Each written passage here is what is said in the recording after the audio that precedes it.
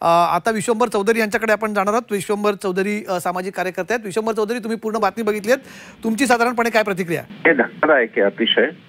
त्याचं कारण की महारवतनाच्या जमिनी ह्या सरकारच्या जमिनी असतात आणि हे सरळ सरळ सरकारी जमिनीवर केलेलं अतिक्रमण आहे असं माझं म्हणणं आहे। अशा प्रकारे त्या जमिनी म्हणजे खासगी उद्योजकांकडून वापरल्या जाऊ शकत नाही। आता याच्यामध्ये परवाना प्रक्रिया जलद गतीने झाली असं एक दिसत आहे। तर सध्याचा तो ट्रेंड आहे की आपल्याला माहिती आहे की जैन बोर्डिंग प्रकरणात पण काय झालं, पण हे जे काही झालं ते अतिशय चूक आहे आणि या सगळ्या परवानग्या रद्द व्हायला पाहिजेत आणि ती जमीन पुन्हा शासनाकडे जायला पाहिजे। शासनाकडेच आहे। सरकार स्वतः जिल्हाधिकारी म्हणतात की आमच्याच ताब्यातली जमीन आहे, तिचा परस्पर व्यवहार झालाय।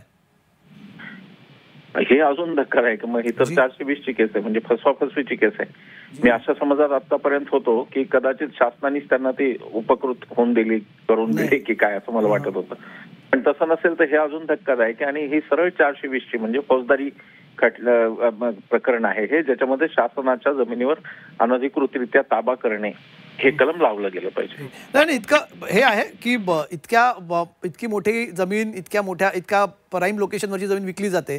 सरकार, जिल्हाधिकारी आत्ता म्हणतात आमच्याशी बोलताना की ती आमचीच जमीन आहे, आमच्याच ताब्यातली परस्पर व्यवहार झाल्याचं आम्हाला कळलेलं आहे, पण एप्रिल महिन्यात हा व्यवहार होतो, त्याची स्टॅम्प ड्युटी माफ होते, त्याची रजिस्ट्रेशन होतं, त्याची सगळी नोंदणी तिथे होते, मुद्रांकन नोंदणी तिथे होते आणि हे कोणाला कळतच नाही। हे नक्की वाटतं तेवढं सोपं आहे?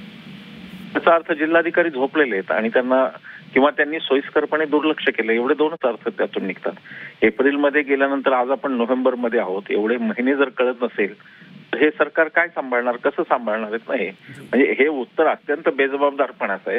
याच्यामध्ये कदाचित असा डाव असू शकेल की झालं तर धकलं, कोणाच्या लक्षात नाही आलं तर होऊन जाऊ दे, नाहीतर मग आता जिल्हाधिकारी म्हणायला मोकळे। ही पूर्णतः जिल्हाधिकाऱ्यांची जबाबदारी आहे। महारवतनांच्या जागांची जिम्मेदारी कस्टोडियन त्याचे जिल्हाधिकारी आहेत, त्यामुळे आता मला माहित नाही असं ते म्हणू शकत नाहीत।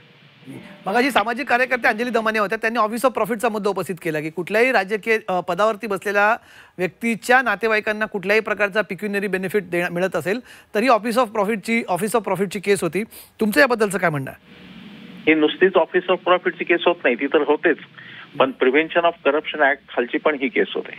स्वतःच्या नातेवाईकाला लाभ देणं सरकारी जमिनीचा हा प्रिव्हेन्शन ऑफ करप्शन ऍक्टचा पण भंग आहे आणि त्यामुळे त्याच्या अंतर्गत सुद्धा याच्यावर कारवाई होऊ शकते।